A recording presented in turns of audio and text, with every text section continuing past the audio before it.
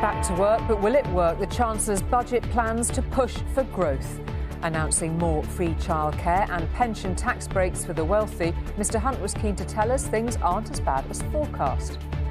In the face of enormous challenges, I report today on a British economy which is proving the doubters wrong.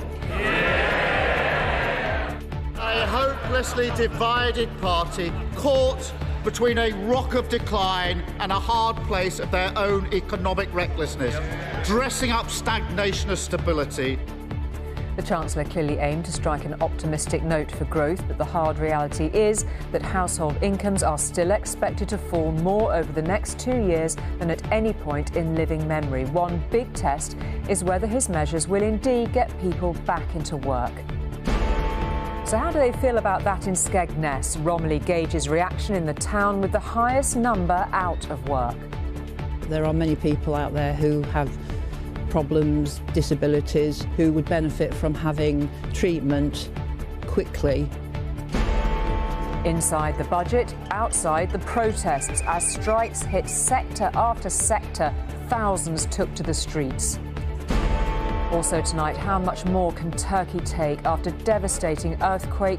Now floods are taking lives, and what every fashionable moonwalker will be wearing next season. NASA's first redesigns since the Apollo landings.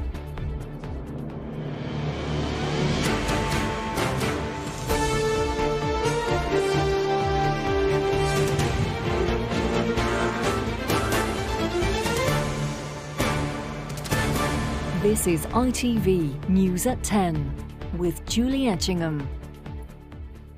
Good evening. After all the turmoil of last autumn's doings and undoings, the Chancellor today set to work on getting hundreds of thousands back to work. Laying out his first full budget, Jeremy Hunt confirmed an extension of free childcare in England, but not until next year. And for older workers or more experienced, as the 56-year-old put it, a pensions boost benefiting the wealthiest. But he went further than pretty much anyone had expected on that, taking the cap on the lifetime pension allowance and not so much lifting the lid a little, but blowing it away entirely. Labour's called that a tax cut for the richest 1%. We'll have more on the ensuing row on that shortly. But tonight, as people look beyond what was announced on energy bills, on fuel and on beer duty, and what wasn't, not a word on public sector pay, for instance, there are still questions about the bigger picture. Will this back-to-work budget really work at all? The good news for Jeremy Hunt, as he posed in Downing Street this morning, was that the backdrop for his first budget, a budget he said was about growth and getting people back into work, was a slightly improved economic outlook. It gave the Chancellor momentum as he headed towards Parliament, able to tell MPs. In the face of enormous challenges, I report today on a British economy which is proving the doubters wrong.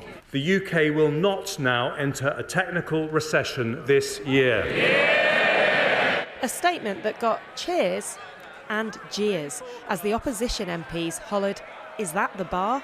We are following the plan and the plan is working. Yeah! There was no extra money for public sector pay today, but the Chancellor said a huge forecast fall in inflation from 10.7 to just 2.9% would help settle these disputes. High inflation, Madam Deputy Speaker, is the root cause of the strikes we've seen in recent months.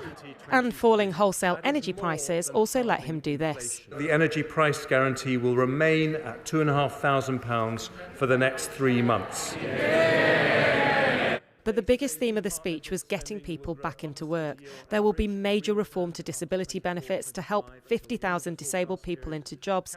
And then the centrepiece policies. First, childcare. We have one of the most expensive systems in the world. Almost half of non-working mothers say they would prefer to work if they could arrange suitable childcare. Parents will be able to access 30 hours of free childcare from when their child turns 9 months instead of 3 years. But it will roll out in stages, only starting in April next year. On pensions, the tax-free allowance will rise from £40,000 to £60,000 a year, and the lifetime tax-free limit of around £1 million will be scrapped entirely. It is a pension tax reform that will stop over 80% of NHS doctors from receiving a tax charge. incentivise our most experienced and productive workers to stay in work for longer. Mr Hunt said this was aimed at people around his age. My younger officials have termed these people older workers, although as a 56-year-old myself, I prefer the term experienced. If that was the back-to-work carrot, there was also a stick. Independence is always better than dependence, which is why a Conservative government believes those who can work should. So sanctions will be applied more rigorously to those who fail to meet strict work search requirements. The Chancellor said he was sticking to one policy that some of these Conservative MPs really don't like. The rate of corporation tax will rise as planned from 19 to 25%, but under temporary plans for full expensing, companies will be able to claw back 100% of investment in things like IT and machinery. And then Mr Hunt said that leaving the EU would allow him to make duty on beer and cider from the tap in pubs up to 11p lower than in supermarkets. A policy that brought the worst joke of the hour. It's a differential a Conservative government will maintain as part of a new Brexit pubs guarantee. British ale is warm, but the duty on a pint is frozen. Fuel duty will also be frozen with a 5p cut from last year kept in place. And there will be £63 million to help leisure centres and swimming pools who have struggled with energy costs. The Labour leader wasn't buying it. After today, we know the Tory cupboard is as bare as the salad aisle in our supermarket.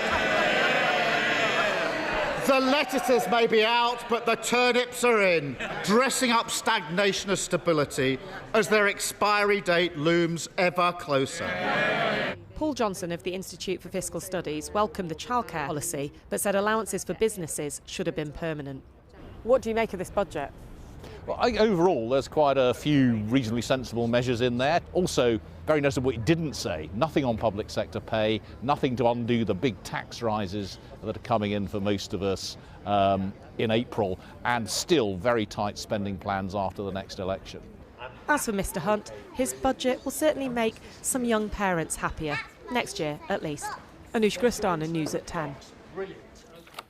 Well, today, with their full forecast of the country's finances, the Office for Budget Responsibility painted a bit of a mixed picture. The big headline that the UK will just about avoid a recession, but millions will be hard-pressed to notice much difference. As you'd expect on Budget Day, Joel has been crunching the numbers for hours. How do things look overall, Joel? Well, Julie, to be fair, things are looking somewhat brighter, and here is why. The market price of gas, which of course has been driving inflation up, has fallen sharply in recent months, back to £2 a therm. The Office of Budget Responsibility assumes it will remain at this level. The OBR also thinks interest rates won't get much higher than they already are. As a result, the headline rate of inflation is expected to tumble from 10% now to under 3% by the end of this year. Just 4 months ago, the OBR was forecasting a recession in the UK this year, but no longer. It now thinks the economy will contract by just 0.2% before recovering. This forecast is much more optimistic than the Bank of England's. Now, the bad news is, if the OBR is right, we're still only halfway through the biggest fall in living standards since the 1950s. Just have a look at those red lines there. This year and next, household disposable income adjusted for inflation is expected to fall by 6%. That is brutal and would be even worse had the government not cushioned the blow. The government has spent almost £100 billion on supporting households and businesses through the energy crisis. You know, that's getting close to the levels that the government actually spent during the pandemic. We've had one of the largest support packages for energy costs in this country of any country in Europe. Now, the better economic outlook means the Chancellor needs to borrow around £25 billion less this year and £120 billion less for the next 5 years than the OBR was expecting in November. Jeremy Hunt took this windfall and decided to spend 2/3 of it, £4 billion, on more help for households and businesses to pay their energy bills, £9 billion for the next 3 years on tax breaks for businesses to invest, and there's £7 billion a year by 2027 on incentives to encourage people into work. Now, the OBR thinks free childcare for working parents will add 60,000 people to the workforce. By contrast, though, abolishing the lifetime allowance and increasing the annual allowance on pensions will add just 15,000. This huge pensions giveaway for the better off will have only limited success in getting people back to work. Not only is the Chancellor doing all of this, but the OBR judges he will deliver on his promise to get debt falling in 5 years' time. But only just. He has headroom of £6.5 billion to spare. That's really not very much. If the Chancellor decides to freeze fuel duty again next year, and let's face it, fuel duty's been frozen, Julie, every year since 2011, then much of that headroom there disappears. OK, Joel, thank you very much indeed for that comprehensive take. Well, that's the view of the expert forecasters, as Joel was taking us through there. But just how far will today's budget actually go in convincing people across the country to re-enter the workforce? For Mr Hunt's announcements to have any success, they'll need to be heeded in places like Skegness in Lincolnshire. The surrounding area has the highest rate of economic inactivity in England and Wales. More than 2/5 of adults there are neither in work nor waiting to start work, nor even looking for it. So today I bring forward reforms to remove the barriers that stop people who want to from working. That was the Chancellor's big promise today, and getting older people, the long-term sick and parents back into jobs, the way he hopes to poke the economy out of its long post-COVID slumber. In Skegness, which has record numbers not searching for jobs, we came to test whether his measures are going to grease the wheels of the economy. At the community hub, slides rather than graphs were the order of the day, but the plan to expand free childcare from the age of 9 months had really landed. It will make a massive impact on people's lives, and for the children to be able to socialise without sitting at home all day, and people can go to work. It means that I could go back to work, bring a decent income in, as well as sustain a decent lifestyle, and he'd get quality of care as well. 550. At the other end of the age range, these early retirees were not convinced that changes to pensions, meaning there's no cap on the total value you can build up, would win them back. You never say never. If something really did crop up that you thought was a good idea, but we've got too many other commitments now, so... Skegness is famous for its bracing beaches, but it also holds another less welcome distinction. Around 40% of the population here are economically inactive, i.e. they're of working age, but they're not currently looking for a job. That's almost twice the national average of 21.4%. And across the country, what this means is that excluding students, 6.7 million people are in this category, which is a big problem for the economy and acts like a huge anchor holding back growth. In Butlins, the fairground was in full swing. But like many hospitality businesses, they've struggled with finding enough staff. After an incredibly challenging 2022, where it was very difficult to fill the vacancies we had, I feel that today's news can only be helpful, and we've got a really good opportunity to bring people into the workforce who otherwise would have been economically inactive. For the long-term sick like Wendy, who's waiting for a hip replacement, scrapping work capability assessments should make it easier for her to try work without losing benefits. But what she really needs is an operation. They need to be looking at NHS waiting lists and addressing the fact that there are many people out there who have problems, disabilities, who would benefit from having treatment quickly in order to be able to look at going back into the workplace. The Chancellor has identified what is holding Britain back, but he might need to do more to convince the hundreds of thousands needed in the workplace to plunge back in. Romilly Weeks, News at 10, Skegness. Well, back to the pensions move now, and the wisdom behind abolishing the cap on how much a pension pot can hold before it incurs an additional tax charge is being questioned tonight. Fewer than 9,000 high earners saved enough to trigger the lifetime allowance charges in 2021, and the watchdog estimates that only 15,000 people might be tempted to stay in work after those changes announced today.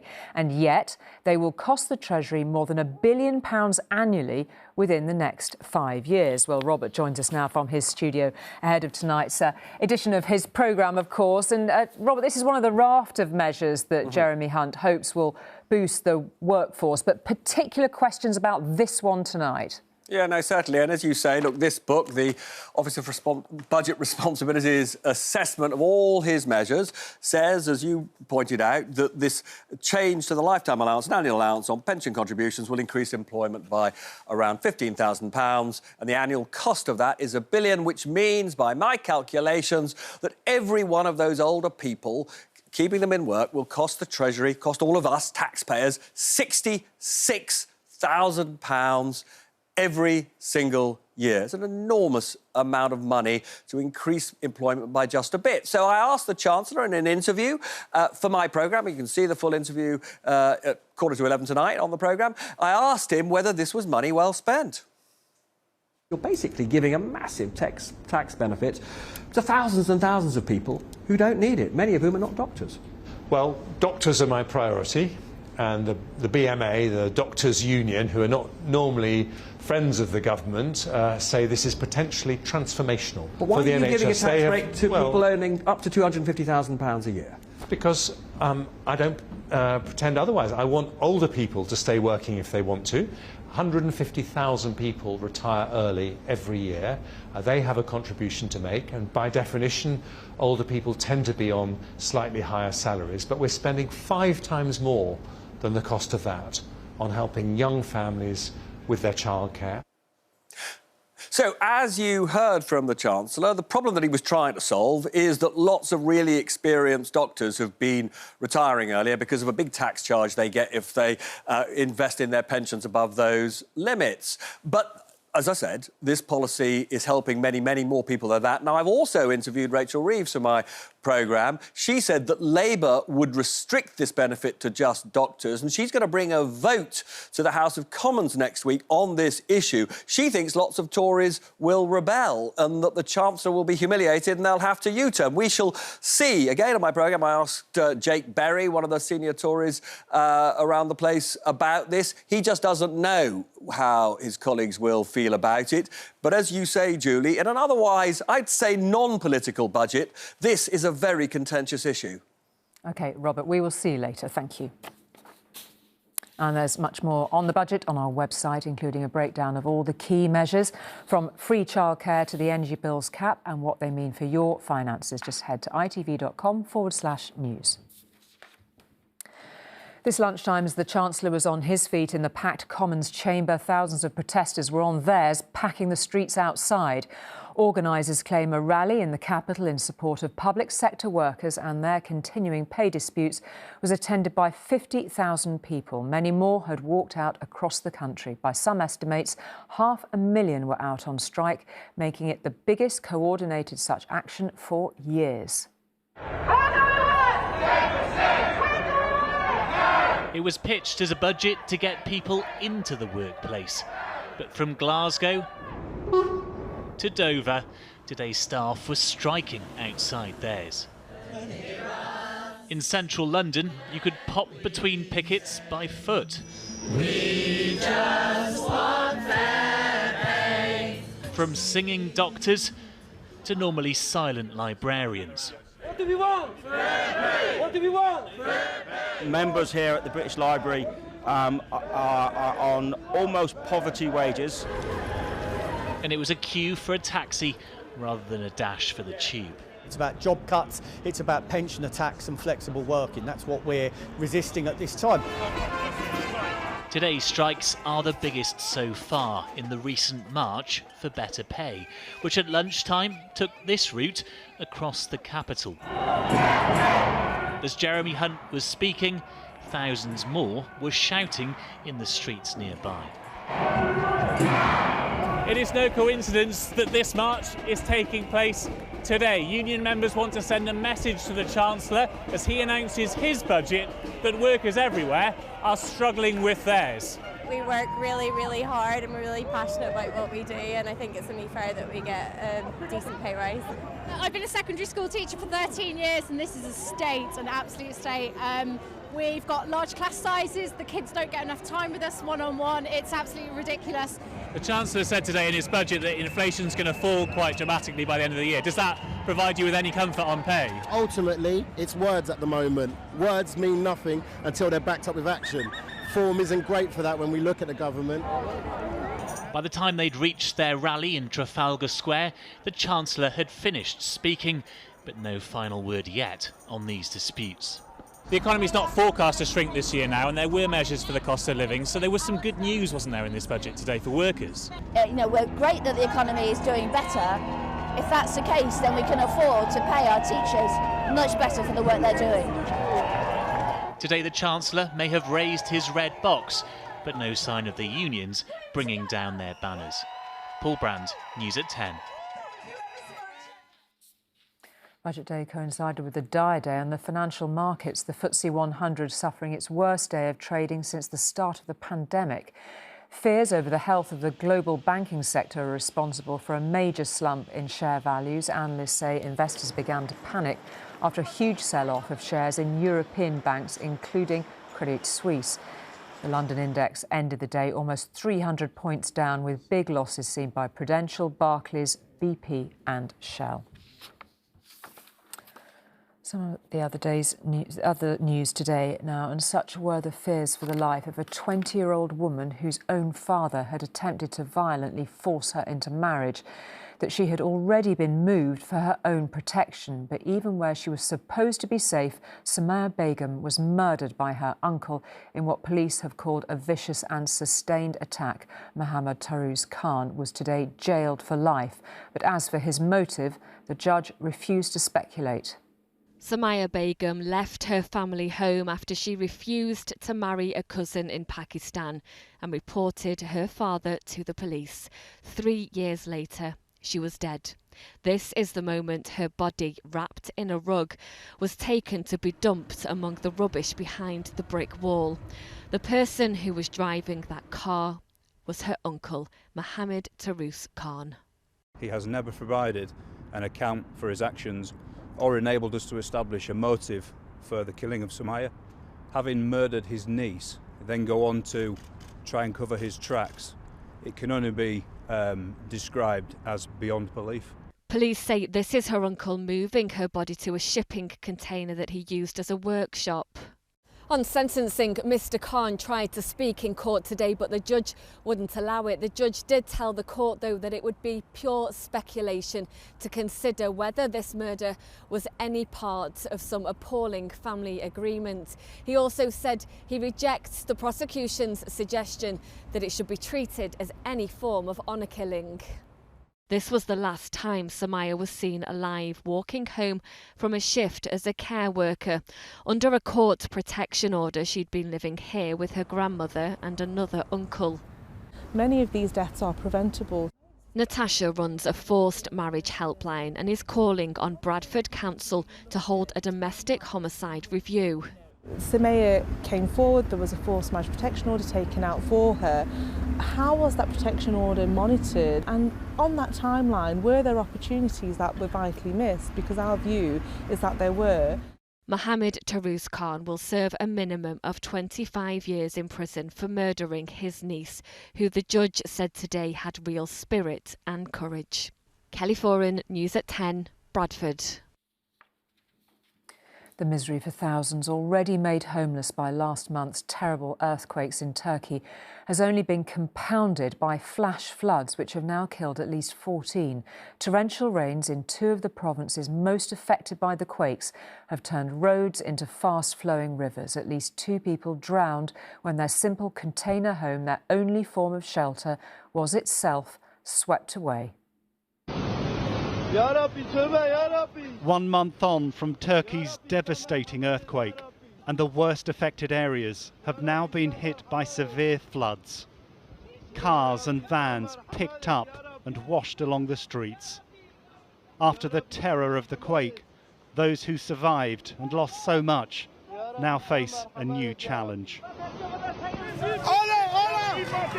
From the filthy floodwaters which had turned roads into rivers, one man is pulled to safety. Nearby, as torrential rains continue to fall, another 2 people are rescued. Moments of hope amid the latest tragedy to befall this part of Turkey. Among those killed, 5 Syrians found inside a flooded basement apartment. Turkey's President Tayyip Erdogan offered his condolences and sympathies to those affected, saying rescue efforts were being stepped up in the areas suffering. In Şanlıurfa, the power of the floods was clear to see as they engulfed this road. It's 5 weeks since the earthquake, and one former British International Development Secretary who's in the area spoke of the continued reality on the ground. There were 3 aftershocks in the area I was in today. And this means that traumatized people have been living for 5 weeks with moments where their entire building shakes again and they think they're going to be torn into another earthquake. After all they've endured, now floods adding to the trauma. Neil Connery, News at 10. Back home now, and despite Cheltenham's new, more relaxed approach to dress codes, the Queen Consort stuck to the original formal rules. For Ladies' Day, she wore a silver brooch featuring a galloping horse and rider that belonged to the late Queen. The day at the races was famously always a highlight for Queen Elizabeth, but Camilla, an honorary member of the Jockey Club, is herself understood to have had a very enjoyable time, helped no doubt by winning an early bet. Finally, from dressing up for Cheltenham to a sartorial dilemma most of us will never face, quite what to wear when undertaking a moonwalk. But that question has been occupying NASA for years, ahead of the first crewed lunar landing in more than half a century. It turns out the old standard issue spacesuits are now well out of favour, bulky, inflexible, and who'd have thought it, not designed with women in mind. So today gave us a glimpse of the outfits of the future when men and women alike will grace the lunar surface. And now the moment you've all been waiting for. A new generation of spacesuit for a new age of space exploration. The first radical redesign in 40 years. And it's a giant leap forward for womankind. A fully adjustable suit to fit all body shapes of female as well as male astronauts. We've put a lot of effort into the sizing of this suit and paying attention to how we design different joints in the suit to accommodate anybody. We'll basically take a lot of different test subjects and crew members, put them in the suit, evaluate designs, and refine them to make sure that the suit performs well for any individual who's going to get inside the suit. Historically, though, designs have only had men in mind. It's one small step for man, one giant leap for mankind. NASA now wants to see a future where a woman walks in Neil Armstrong's footsteps. Christina Cook of NASA, the first one. But 50 years later, the spacesuits barely changed. So when astronauts Christina Cook and Anne McLean, seen here in the middle, were due to make history for the first ever all-female spacewalk, it was cancelled. After NASA only had one spacesuit ready, small enough to fit a woman. It went ahead later, but put the issue firmly in the spotlight. An ill-fitting suit will limit your ability to be able to conduct your scientific activities, like any experiments that you're doing. Even moving around, picking up random objects is difficult if it's not suited for you. And that can put your life at risk because this is literally what's keeping you alive. The current design, at 40 years old, has been a barrier to women who can do the missions but not the spacewalks. This new suit will change that. The final colour will still be white. And it should be ready by 2025, in time for NASA's next mission, which will see the first woman walk on the moon. Sejal Karia, News at 10. Just time for a look at the papers tonight, with the front pages taking, as you might expect, different angles on the same main story. One of the biggest political stories of the year, of course, always. The Guardian leads with Labour's description of the pensions shake-up as a giveaway for the 1%. The Daily Mirror follows a similar theme. It says, despite pots for the rich, there was nothing for public sector workers. But The Sun celebrates what it claims as its own victory on fuel duty. Its headline, as you can see, tanks a lot. And that is all from us for tonight. We will see you tomorrow. Good night.